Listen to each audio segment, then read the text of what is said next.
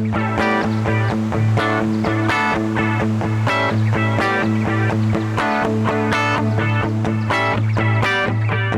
everyone, this is Tom here from Aquabatics here in Calgary, Alberta. What we're going to do with this video today is look at some of the gear associated with whitewater paddling. Now it's going to seem a bit overwhelming because there's quite a bit involved, but what we can do is break it down. We're going to take a look at all the gear that you really do need to get started off with, as well as some gear that you might want to think about that's going to make paddling a bit more enjoyable, and some of those luxury items that really only come into play when you're doing specific types of paddling or you've got a specific use in mind.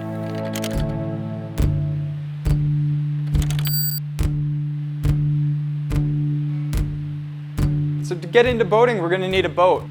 Now these things come in all different shapes and sizes. We've got play boats, river running boats, creek boats, and it's going to depend on where you are in your paddling career as far as which boat works best for you.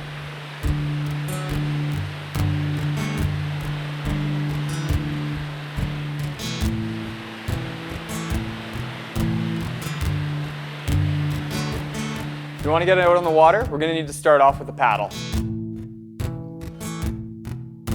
Paddles come in all different shapes and sizes, and once you have your budget set, there's a few things you want to think about. The length that's correct for you, the type of paddling you're doing, and the type of construction. Essentially, the more you spend, the lighter and stiffer that paddle is going to become. In North America, a PFD or life jacket is a requirement by law for all watercraft users. In whitewater, we generally have two types of PFDs. There's a basic PFD, offers really good flotation, but in a slightly smaller, more ergonomic package.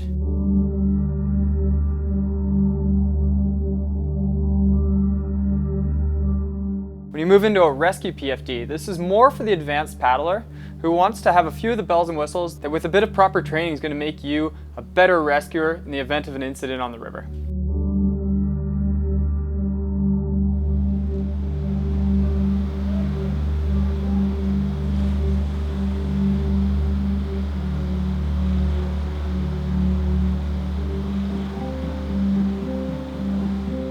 While not regulated by any laws, helmets are crucial to your safety on the river.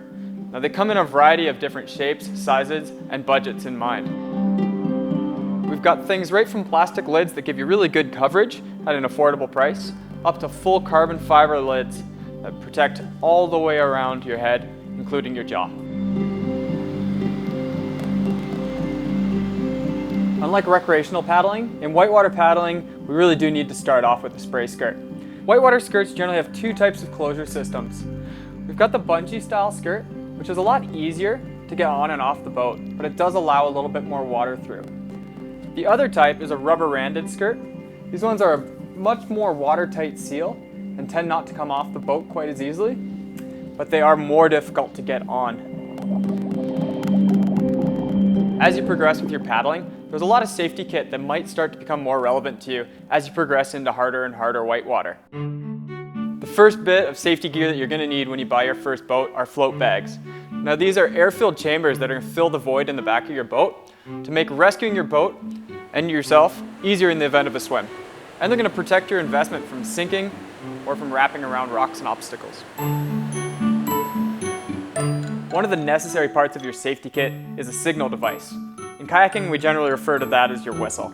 A P-less whistle is great for just communicating on the river or for really getting someone's attention in the event of an emergency.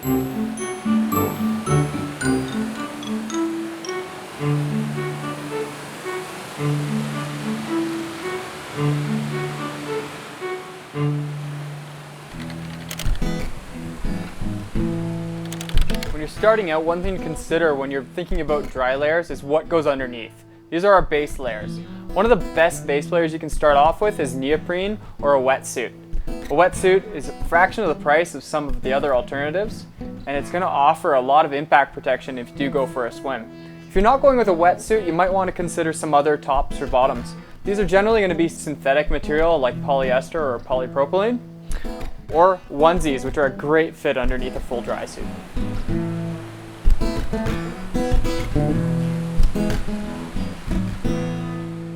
Dry tops are a great consideration when starting out kayaking. These, coupled with a wetsuit, is going to offer you the warmth and the protection that you need if you do go for a swim, but do it at a fraction of the price as a full dry suit.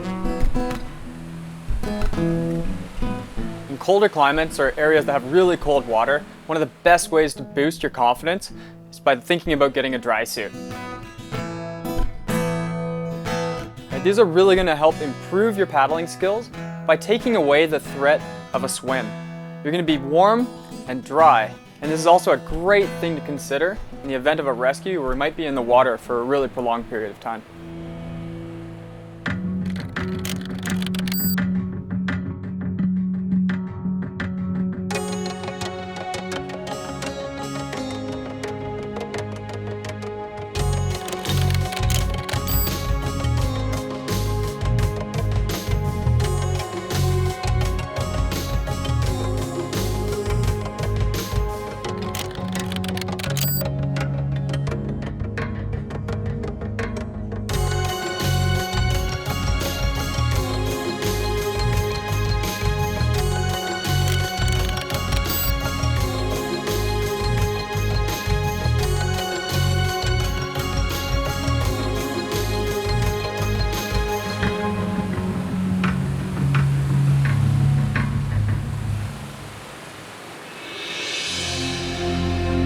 All right, once you've done a little bit of paddling and you really want to start thinking about the next piece of safety gear, it's definitely a throw bag.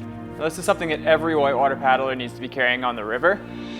They come in a variety of different shapes, sizes, and even rope types. What it comes down to is the type of rescue you want to be doing. Are you rescuing your friends, or are you trying to unpin a boat from a rock? All right, now if you're carrying rope in the river, one piece of safety gear that you need to have is a knife. A river-specific knife is going to attach directly onto your PFD.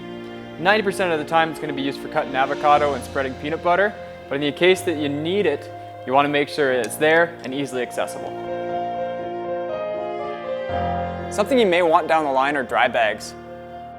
These are really important for helping you stay organized on the water. These are waterproof bags that fit easily in the back of your kayak and are great for carrying electronics, camping gear, and a bit of food as well.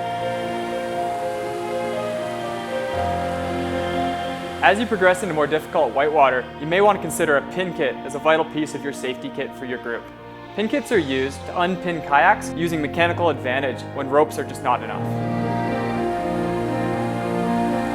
One of the great parts about kayaking is being able to get really into remote places that other people might not be able to see. The important part about that is that we need to be self-sufficient on the river, and having a first aid kit and proper training is a really important part to your group safety.